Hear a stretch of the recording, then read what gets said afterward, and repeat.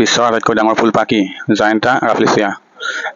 অনুজীৱ বিদ্যা ই কিহৰ বাবে অধ্যয়ন কৰে? সূক্ষ্ম অনুজীৱ। পৃথিৱীৰ আটাইতকৈ ডাঙৰ সাপবিধৰ নাম কি? আনাকোণ্ডা। পৃথিৱীৰ ক্ষুদ্ৰতম মাছবিধৰ নাম কি? পাকাণ্ডা পিগমি। আধুনিক বংশগতি বিদ্যাৰ পিতৃ কোন? পেটিছন। বিশ্বৰ আটাইতকৈ বিষাক্ত প্ৰাণীবিধ কি? বিকাৰ ভেকুলী। মাছৰ বিষয়ে অধ্যয়ন কৰা জীৱবিজ্ঞানৰ বিভাগটো কি নাম? মৎস্যবিদ্যা। মেৰুদণ্ডী প্ৰাণীৰ দেহত কিমানটা বৃক্ক থাকে? 2টা। তেজৰ সৰ্বাধিক পৰিমাণে থকা কণিকাটি কি? নিউট্ৰফিল। বৃক্কৰ ভিতৰৰ স্তৰবোৰক কি বোলে? মেডুলা। পৃথিৱীৰ প্ৰথম ক্লোনটো কি? ডলি নামৰ এটি ভেড়া। বিশ্বৰ আটাইতকৈ ডাঙৰ আৰু গধুৰ স্তন্যপায়ী প্ৰাণীটোৰ নাম কি? নীলাতিমি মাছ। মূত্ৰাশয় পেশীৰ কেনেধৰণৰ পেশী? অনৈচ্ছিক পেশী। একেবাৰে উৰিব নোৱাৰা চৰাইবিধৰ নাম কি? ইমু।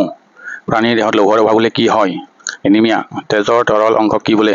ৰক্তৰস। কোষৰ আৱিষ্কাৰক কোন? Robert Hooke. কোনবিধ প্ৰাণীৰ আয়ুস আটাইতকৈ কম? মে ফ্লাই। ৰক্ত পৰিবহক পিতৃ কোন? হাৰ্ভে। আটাইতকৈ ওখ চৰাইবিধ কি? উট পক্ষী। আমাৰ দেহত কিমান লিটাৰ তেজ থাকে? প্ৰায় 5 লিটাৰ। অস্ত্ৰোপচাৰৰ পিছত জন্ম হোৱা শিশু কি বোলে? চিজাৰিয়ান শিশু। সদ্যজাত কেঁচুৱা এটিৰ দেহত কিমানডাল হাড় থাকে? 300ডাল। কোনবিধ প্ৰাণীৰ সৰ্বাধিক সংখ্যা কামি হাড় থাকে? সাপ। বিশ্বৰ দ্ৰুততম ধাৱক প্ৰাণীবিধ কি? চিতাবাঘ। জলাতংক ৰোগৰ প্ৰতিৰোধ তৈয়াৰ কৰা ব্যক্তিজন কোন আছিল? Louis pastor. ক্ৰমজমৰ বংশগতিৰ একক বা জিনৰ বাহক বুলি ভৱিষ্যতবাণী কৰা ব্যক্তিজন কোন? W.S. কাটন। জীৱন্ত জীৱাশ্ম কি? লিমুলাছ। মূত্ৰৰ জৈৱ উপাদানৰ এটিবিধ নাম লিখা। ইউৰিয়া। অস্থি কেনেধৰণৰ কলা? কঠিন যোগ কলা। প্ৰাণীৰ বৃদ্ধিত সহায় কৰা হৰম'নবিধৰ নাম কি? সোম'টোট্ৰিফিন হৰম'ন। বংশগতি সম্বন্ধে অধ্যয়ন কৰা জীৱবিজ্ঞানৰ শাখাটো কি বোলে? জেনেটিক্স। ৰক্তবৰ্ণ দেহগহ্বৰ কি বোলে? হিমোলিছ। স্নায়ুকোষৰ ওলমি থকা অংশটোৰ নাম কি? স্নায়ুতন্ত্ৰ। স্তন্যপায়ী প্ৰাণীৰ হৃদপেশী আৰু অস্থিপেশীত থকা লৌহ প্ৰটিনযুক্ত শ্বাসৰঞ্জক পদাৰ্থবিধৰ নাম কি? মায়োগ্লোবিন। মেৰুদণ্ডী প্ৰাণীৰ বৃদ্ধি নিয়ন্ত্ৰণৰ হৰম'নটিৰ নাম কি? সোম'টোট্ৰিফিন। কোনবিধ প্ৰাণীৰ জৰিয়তে মাক দেউতাকৰ বৈশিষ্ট্য সন্তানলৈ সঞ্চাৰিত হয়? বংশগতি। প্ৰাপ্তবয়স্ক লোকৰ কণিকাৰ সংখ্যা প্ৰতি ঘন মিটাৰত কিমান? 50 লাখ। তেজৰ চাপ জুখিবলৈ কি আহিলা ব্যৱহাৰ কৰা হয়? ফিগমেম'মিটাৰ। মানৱ দেহৰ বৃদ্ধিৰ ভাগ কেইটা?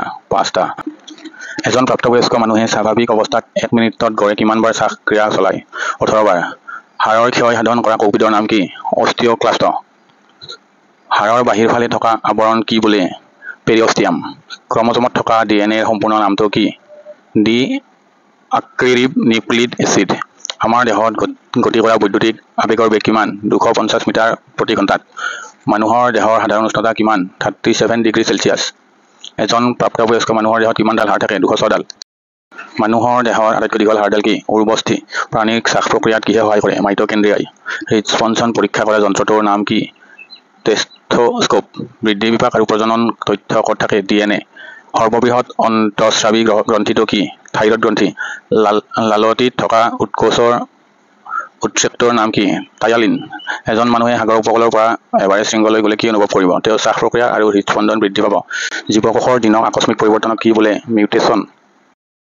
জীৱনৰ বহিৰাগত বৈশিষ্ট্য কি বোলে? ফেনোটাইপ। অতিৰিক্ত পৰিশ্ৰমৰ ফলত পেশীকালত কি এচিড সঞ্চাৰিত হয়? Lactic acid. মানুহৰ হাড়ত কোনবিধ পদাৰ্থ সঞ্চিত থাকে? কেলছিয়াম। অৰ্নিথিন চক্ৰ মানৱ দেহৰ কোনটো অংগত সংঘটিত হয়? যকৃতত।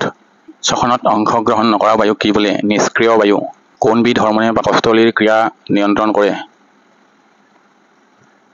গেষ্ট্ৰিনে। মানৱ দেহৰ আটাইতকৈ কঠিন পদাৰ্থবিধ কি? দাঁতৰ এনামেল। মানৱ দেহৰ আটাইতকৈ টান হাড়ডাল কি? হনু অস্থি। কোষ তথ্য কোনে আগবঢ়াইছিল? স্লেইডেন আৰু শ্লোৱান। জীৱদেহৰ আটাইতকৈ গুৰুত্বপূৰ্ণ লক্ষণটো কি? প্ৰজনন। শৰীৰৰ কোনটো অংগক আদমৰ আপেল বুলি কোৱা হয়? লেৰিংছ বা স্বৰযন্ত্ৰ। মানুহৰ দেহৰ কোনটো অংগই গোটেই জীৱন জুৰি নিৰ্বিচ্ছিন্নভাৱে বৃদ্ধি হৈ থাকে? চকুৰ লেন্স। মানুহৰ কাণে কিমানৰ পৰা কিমানৰ মাজত কম্পনাংক শুনিব পাৰে? 20 হাৰ্জৰ পৰা 20,000 হাৰ্জলৈ। প্ৰাপ্তবয়স্ক লোকৰ স্বাভাৱিক নাড়ী স্পন্দন কিমান? 72 বাৰ প্ৰতি মিনিটত। কোনে প্ৰথমে ভাইৰাছ আৱিষ্কাৰ কৰিছিল? ইভনিউস্কিয়ে। মানুহৰ শৰীৰত সহজতে হোৱা ভেঁকুৰজনিত ৰোগবিধ কি? খৰ। এতিয়ালৈকে আৱিষ্কৃত হোৱা মানৱ দেহৰ দুৰ্লভ ৰক্তদল কি? AH। কোনবিধ চৰাইয়ে পোনে পোনে সূৰ্যৰ ফালে চাব পাৰে? ঈগল। কোনবিধ চৰাইয়ে পিছফালে উৰিব পাৰে? Humming bird. কোনবিধ চৰাইয়ে 2 বছৰৰ মূৰত এটা কণী পাৰে?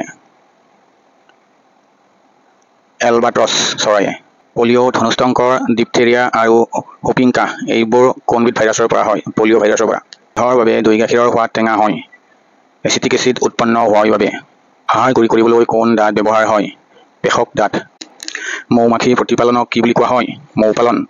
মৌমাখিয়ে কিহৰ সহায়ত যোগাযোগ কৰে নৃত্য আৰু ফেৰমনৰ সহায়ত গেহুৰ ৰাস্তা বেমাৰটো কিহে সৃষ্টি কৰে ভেঁকুৰ পাটপলুৰ প্ৰজননক কি বুলি কোৱা হয় ৰেচম শিল্প ৰোগ বিয়পাবৰ বাবে আটাইতকৈ বিপজ্জনক প্ৰাণীটো কি মহ তিমিমাছ স্তন্যপায়ী শ্ৰেণীৰ অন্তৰ্ভুক্ত কিয় ইহঁতে পোৱালি জন্ম দিয়াৰ বাবে ভাৰতৰ চেণ্ট্ৰেল ড্ৰাগ ৰিচাৰ্চ ইনষ্টিটিউট ক'ত অৱস্থিত লক্ষ্ণৌত শৰীৰত হৰমন উৎপাদনকাৰী গ্ৰন্থিক কি নামেৰে জনা যায় পিটুইটাৰী কি হৰমনৰ অভাৱত ডায়েবেটিছ মেলাইটিছ ৰোগ হয় ইনচুলিন তেজৰ গ্ৰুপ কেইটা আৰু কি কি তেজৰ গ্ৰুপ 4টা তাৰ ভিতৰত A B O আৰু AB কোন গ্ৰুপৰ লোকে সকলো গ্ৰুপৰ তেজ ল'ব পাৰে AB গ্ৰুপৰ লোকে তেজ কিয় ৰঙা হয় হিমোগ্লোবিন থাকে বাবে তেজ ৰঙা হয় গাখীৰত থকা শৰ্কৰাবিধ কি লাক্টোজ শৰ্কৰা কি ভিটামিনৰ অভাৱত মানুহ কুকুৰিকণা হয় ভিটামিন AB নিগেটিভৰ অভাৱৰ বাবে মানুহ কুকুৰিকণা হয় কি দোষৰ বাবে